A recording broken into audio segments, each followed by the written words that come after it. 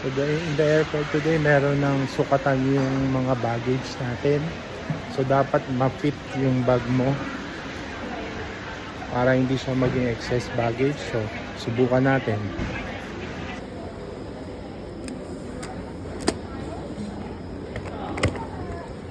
So ito yung device nila to check. So dapat kasya dito ang baggage mo.